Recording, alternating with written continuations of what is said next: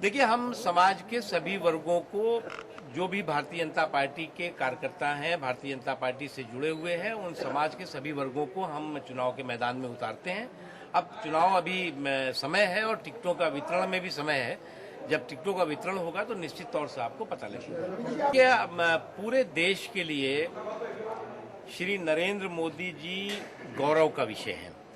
पूरे देश में गुजरात एक मॉडल स्टेट के रूप में उभरा है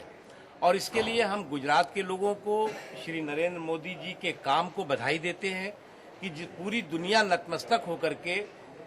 गुजरात के विकास को, गुजरात की तरक्की को सलाम कर रही है। इसलिए जहां तक सवाल है आने वाले चुनावों का, चुनाव में भारतीय जनता पार्टी शानदार तरीके से पिछले चुनावों से भी ज्यादा रिकॉर्ड मतों से अपनी विजय पताका फहराएगी और निश्चित तौर से आज नरेंद्र मोदी जी न केवल गुजरात के बल्कि पूरे देश के एक सर्वमान्य नेता के रूप में उभरे हैं। देखिए, भारतीय जनता पार्टी समाज के सभी वर्गों को साथ लेकर के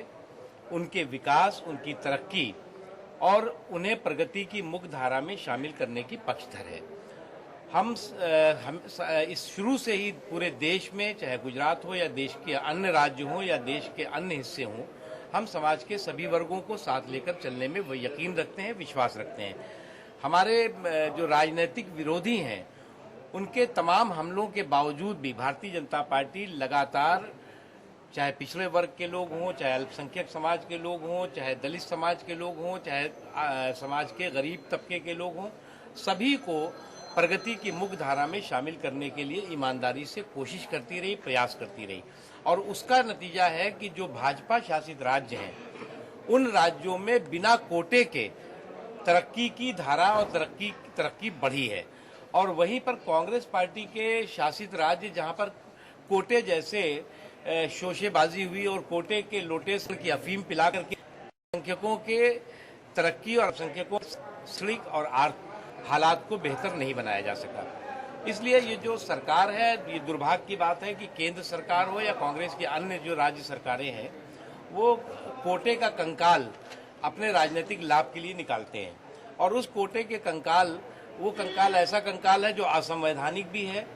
पूरी तरह से उन्हें मालूम है कि न वो असंवैधानिक है, न कानूनी है और इसलिए अल्पसंख्यकों के हितों को कोर्ट कचहरी और हाई कोर्ट और सुप्रीम कोर्ट के चक्कर लगवाने के लिए मजबूर करते हैं। इसलिए हमारा कहना है